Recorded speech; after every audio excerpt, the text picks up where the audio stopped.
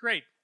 Kaushik Majumdar is Director General of the African Plant Nutrition Institute of Morocco and Interim Executive Director of the new Global Phosphorus Institute, of which I serve on the Board of Directors.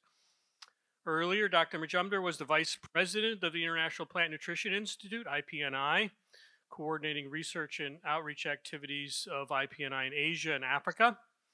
He has a PhD in soil mineralogy and soil chemistry from Rutgers University.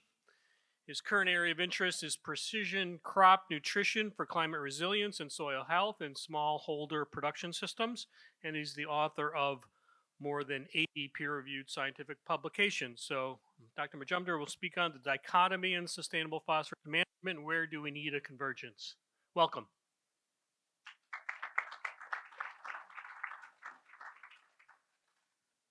Thank you very much, Jim. It's a pleasure to be here, and thanks to the organizers for giving me the opportunity to discuss with you a few issues on sustainable phosphorus management and the science behind the different divergent ideas and why we need to converge them to find solutions on sustainable phosphorus management. But before that, I would like to say a few words about the institute I work for. The Global Phosphorus Institute is a very young institute created in Morocco by the University Mohammed VI Polytechnic and Ibn Rashid Foundation. And the aim of the institute is to contribute to the ongoing discussion and creating the necessary partnerships, boost research to eventually ensure the stewardship and sustainable use of this finite essential resource of phosphorus with various objectives of addressing human and animal nutrition requirements, climate smart agriculture, and supply chain efficiencies, etc. And we visualize that through all these partnership development and boosting research, solutions will come out that will effectively enhance the effectiveness of this finite resource and its efficient use for the humankind. I wanted to bring here on the table the different discussions we have on sustainable phosphorus management. In one side, we have the pollution aspects, the environmental aspects. On the other side, phosphorus is a significant nutrient for food and nutrition security in most part of the world. And so there is a need, and that's why my title has that word dichotomy into it, although it's projected as something different. It eventually comes down to the point that where all the science behind these divergent ideas need to come together to find the right solution. The issue of phosphorus, it's a finite resource, and there are a lot of research that has gone into it, and people have projected from 30 years to 1500 years. But the bottom line is it's still a finite resource, be it for 30 years or 1500 years, and we have all of us have to work together to find out how we can extend the life of this finite resource. So this is the first issue that I wanted to bring. The second issue is inappropriate use of phosphorus creates environmental challenges. And I am taking this from a very recent article that came out from University of Maryland. And I believe the first author is in the audience somewhere, and I would certainly like to meet her. But the fact remains, it's a very nice representation that phosphorus is provided through fertilizers and manure. Some of it is taken off by the plants, the rest remains in the soil. Some are lost, some are fixed, and we call it the residual phosphorus. And what we intend to do is not to have a lot of residual phosphorus. Rather, we would like to use the nutrient use efficiencies or phosphorus use efficiencies so that everything is effectively utilized, giving better return on investment on phosphorus. But that doesn't happen always. So inappropriate use could create challenges, and obviously this is a very spatially distributed situation. In some parts of the world, you see a lot of residual phosphorus on the soil. In some other parts, it's very highly deficient.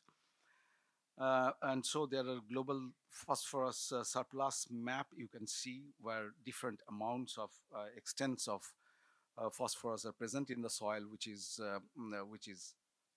in both extremes are not something what we want to deal with.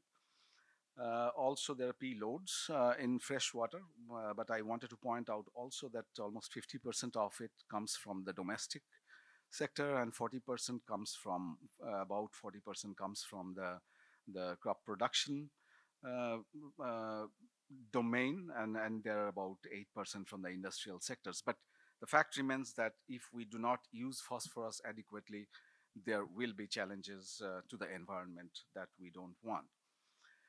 At the same time, there is another side of the coin where a large part of the global crop production areas are deficient in potassium, phosphorus. And there are large yield gaps created by phosphorus in different parts of the world, particularly in case of staple crops.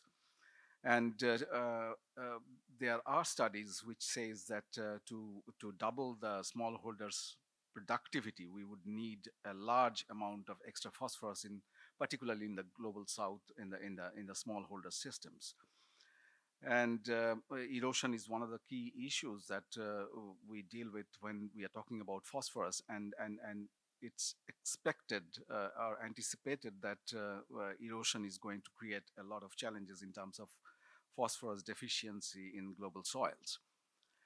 And I bring in some results from a recent meta-analysis that looked at P limitations in above ground plant production in croplands. And this is a global meta-analysis looking at experiments from all over. About 650 experiments were analyzed, and about a large part of them, the significant, as you can see, that the red circles are the significant areas where you have significant P deficiencies.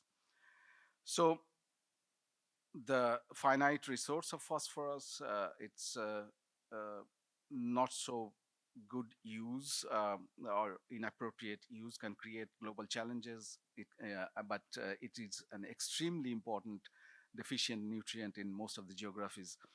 So we think that it's all the sciences behind that are supporting that we have behind the environmental assessments, the ones we have behind the food and nutrition security issues, and the finite phosphorus. All three needs to come together to create solutions. How do we do that? Recently, the International Fertilizer Association created a scientific panel bringing in people from different sectors, which included advanced research institutes, the fertilizer industry, the universities, and so on and so forth, and to discuss about a new paradigm of plant nutrition. And in this paradigm, what is at the center is still the income and productivity in an efficient and resilient way. But at the same time, there are four other things that needs to be brought into the discussion. One is obviously the greenhouse gas emissions and the environment and challenges created by inappropriate nutrient management, the issues of nutrition and health, human health. Nutrient management has to be sensitive to that. Nutrient management has to be triggering soil health, which eventually translates from soil to plant to animal to human health. And finally, there has to be more and more waste recycling, which where the alternative sources of phosphorus are being discussed.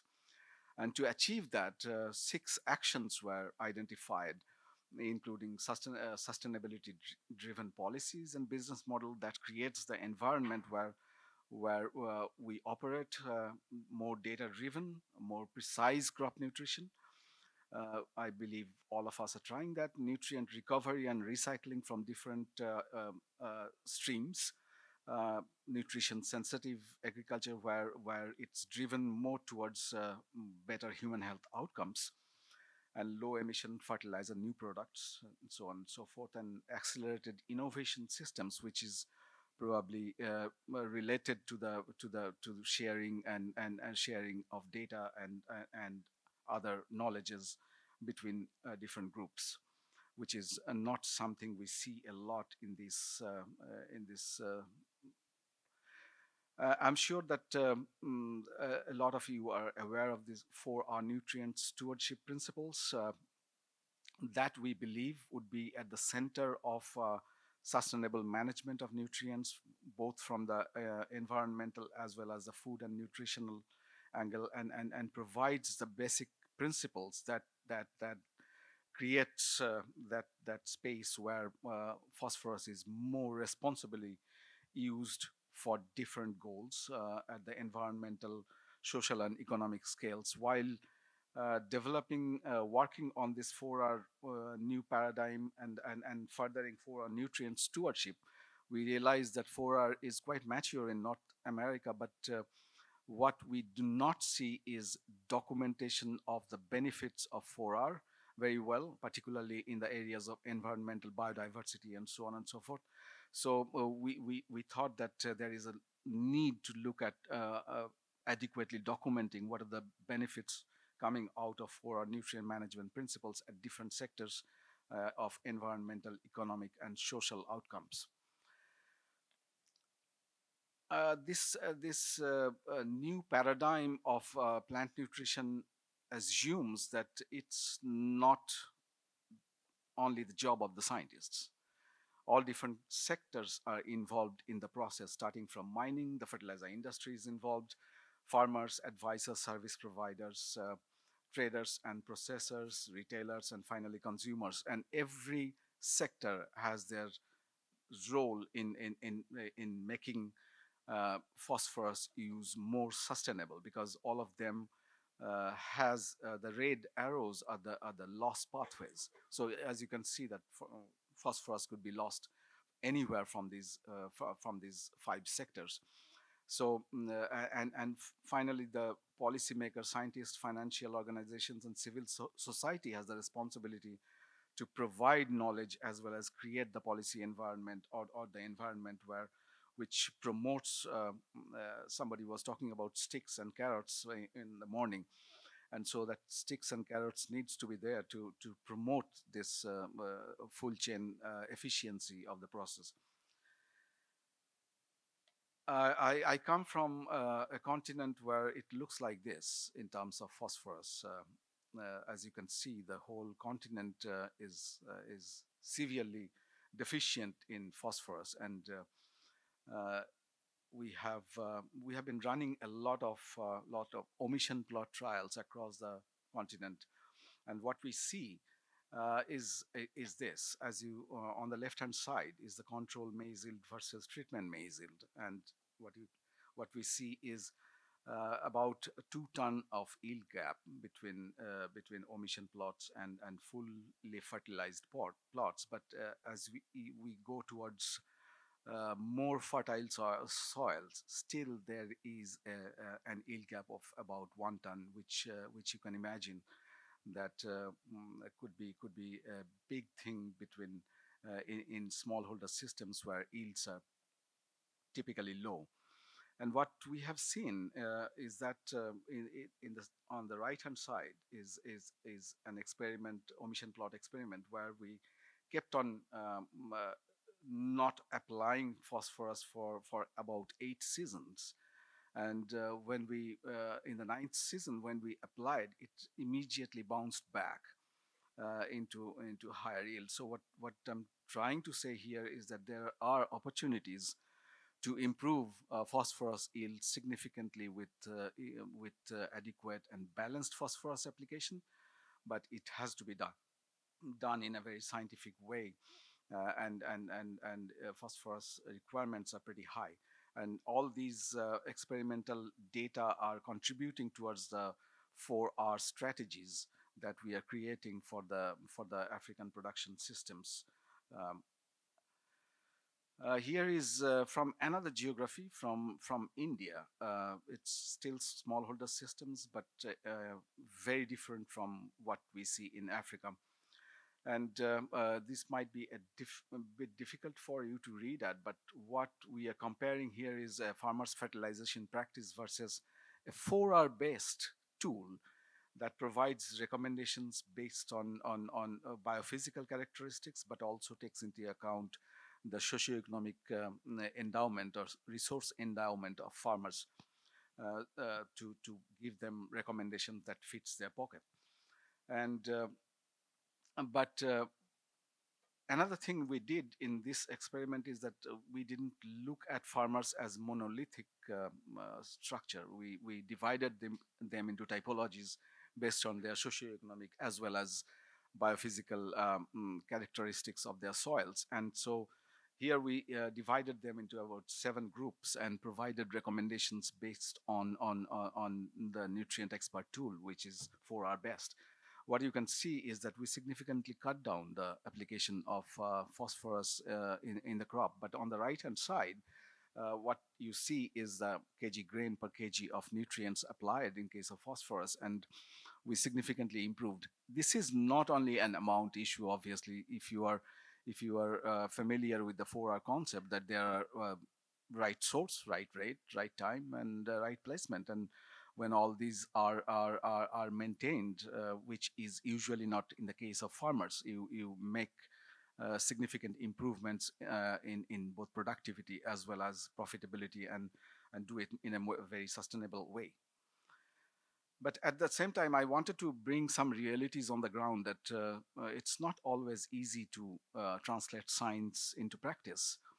I'm bringing the example of Africa here, is that at different stages of the chain, be it importation, be it distribution, be it local distribution, farmer knowledge, as well as output markets, all these creates constraints for farmers to do appropriate and adequate nutrient management. Importation is not right. Distribution infrastructure is not in place. You do not have enough storage space. You do not have farmers do not have access to knowledge adequately, and also the output markets are not created adequately to provide the return on investment. So these things needs to be kept into mind while thinking about better nutrient management. Also, besides those, in case of farmers, they always face uncertainties in terms of different issues. The metric issue is how does a farmer know about how precisely, what is the precise amount he or she should use to get a certain amount of return on investment. There are temporal uncertainties that what will happen if I invest heavily on my fertilizer and a weather event like drought or a cyclone happens, what will happen to that? Structural uncertainties that is associated with other agronomic management, maybe crop density or pest management or water management, and so on and so forth, how that will influence the fertilizer investment. And finally, the market related uncertainties, which are translational, which the farmer has nothing to do. So these are the uncertainties farmers face, and we believe that farmers' decision making is often more driven by their resources availability rather than the science. And we need to work in that context, that we realize that there are several things that influence farmers' decision making process, including whether they are producing it for their home or market, whether what is the kind of peer influence the farmer gets, awareness or the perception of the severity of a phosphorus deficiency, or risk perception, access to both output and input market, product price. So all these things play together to influence the farmer decision, which is maybe at some points far away from the science we are creating. But I wanted to end with a positive note. Again, I took it from Dr. Zhao's paper, which came out in Nature recently, where they have tracked how the nutrient use efficiency of phosphorus has gone from 1961 to about 2019 and projected it to 2050. But what we are seeing, see those black dots, that's China.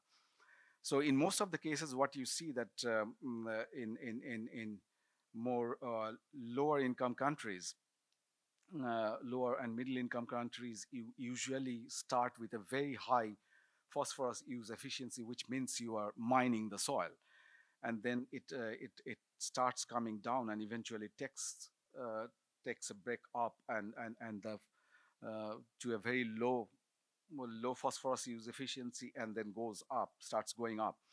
So the blue ones are France and US, where already the trajectory has taken a turn towards higher phosphorus use efficiency and low phosphorus surplus in the soil.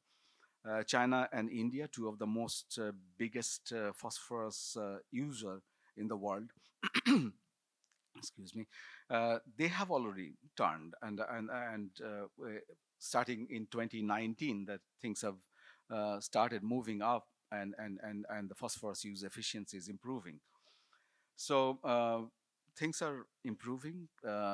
People are working towards better sustainable use of phosphorus. We have to understand that the problems are site specific. In some cases, we need to cut down the phosphorus use. In certain cases, we need to use more phosphorus for food security and nutritional security, and that's where the merging of science is important. Thank you very much for the time. I really appreciated getting a chance to discuss with you, and would be happy to answer questions if I can. Thank you very much. I thank you for the interesting talk. I'm Oded from Israel. So I wanted to ask about the 4 Rs. It seems like that to really achieve that, you can't have implementation of phosphorus like once a season. You really need that advanced system of fertilizing, like fertigation. That's something we do in Israel. Most of our agriculture is based on fertigation throughout the season. And is that the only solution for this? Because I know most of the world is just applying once a season, and that's it, or less. You basically bring up a very important issue. It's not only once a season is one of the issues, but if you look at it, 4R is not mature in cropping systems. That's one of the challenges that we are discussing, because when you are looking at crops as systems, say rice wheat system, rice is grown on puddled condition, where a lot of phosphorus comes out of the soil. And then you move to wheat or maize, which are grown on dry land, it reverts back into a completely different oxidative stage. So how do you manage phosphorus? Where should you apply phosphorus more, in the rice or in the wheat? So that kind of system thinking is not there. And in case of fertigation, I know Dr. Munir Rusan of Jordan University created a handbook, but I do not think that the 4R in fertigation is mature enough. There are a lot of work needs to be done to improve it, and these are certain areas which are knowledge gaps that we need to fill. Thanks for the presentation. A big challenge, I think, nowadays is the source of phosphorus that we are using in your field, because you never have a synchronized release of P for the crop. What do you think about the evolution that you have in the near future about the industry, considering that? Will be more efficient or not? Yes, that's one area where not much work has been done. I mean, the control release work is very nitrogen oriented, and there is certainly scope of improvement in that area. And I'm sure that people who are looking at product development side of the business are thinking about it. I'm sure that the impetus of doing it is less than nitrogen for obvious reasons. But but looking at the sustainability aspects, I think there are certainly scope for doing that. I have some questions over here. It says, from GPI's perspective, is controlled environmental agriculture a potential solution to the phosphorus problem? Yes, it has its niche again. I think it's obviously could be done in certain areas of the world. In certain areas, it might sound very impractical. So it's very site specific.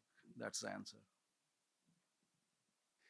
Thanks, Kaushik, for your presentation. So just one question. During the morning session, so we have been discussing a lot about the excess of phosphorus, how it has been damaging the environment, and then how maybe having the cheap fertilizers would be an issue. So then we use a lot. But looking to the map you just showed from Africa, so if we increase the price of fertilizer, of phosphorus, what would it do to these countries that they still need to apply phosphorus in order to not only protect the environment, produce more biomass, but to produce more food? So how do you balance these things, like bring in the right maybe price? What would be the effect of rising costs of fertilizers to Africa, especially? That's interesting, Leonardo, you bring that up. Yesterday, these were being discussed at the IFA conference in Washington, D.C., and that's one of the ways people think that might create an environment where people will use it more responsibly. But in Africa, what we are seeing now in the last almost 6-8 months, it's a disaster. The access of fertilizer is extremely limited. Different parts of the continent is responding differently. There are macro level responses from governments. In certain cases, they are providing subsidy to make it accessible to farmers. In certain cases, those processes are not in place.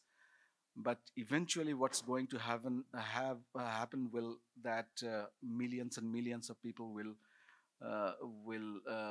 not have access to enough food. At the same time, the nutritional security will be compromised, and that's what's going to happen in Africa if the price is high and the access is limited. To begin with, Africa pays almost 200% of the global market price because of internal trade problems, and so if it goes beyond that, it's not a good situation. Yeah, about the use efficiency, and I think this is also not very consistent for non-scientists that you have 50% and 140%, which is also impossible because you can never have an efficiency of 140% if not mining.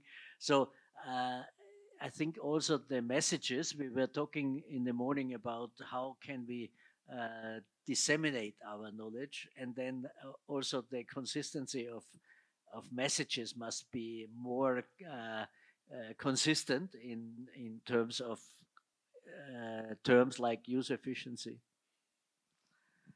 Yeah, and if Dr. Chow is here, she will be better placed to answer this question. But what I think is that it's a trajectory that is important, and that is quite a bit related to the GDP of the countries. The authors have found quite a strong relation with that. But in certain countries, even if, like say France, it has gone down to a low level and then started going up and getting into that part of the graph where it does talk about nutrient mining. Yeah, 140% is nutrient mining, no doubt about that. And interestingly, although we hear a lot about phosphorus surpluses in Europe, the large part of Europe is deficient in phosphorus also, and recent results are showing that. I just wanted to make a short comment since they gave me the mic, so I'm using it. I think the issue is, and it's the same issue with food. It's the distribution of food, and it's the Absolutely. distribution of resources that is the problem. So sometimes looking at averages, it does not help. And so clearly in the global south, we have efficiency problem, and in the global north, at least in some parts of it, we have an access problem. And so it's to find that balance between who has the resources and overuses them versus who doesn't have the resources and is therefore under threat. Couldn't agree more. In an ideal world, you will send the phosphorus to the place where you get the most efficient use of it. That, I think, is the key. Thank you very much. You have been a great audience.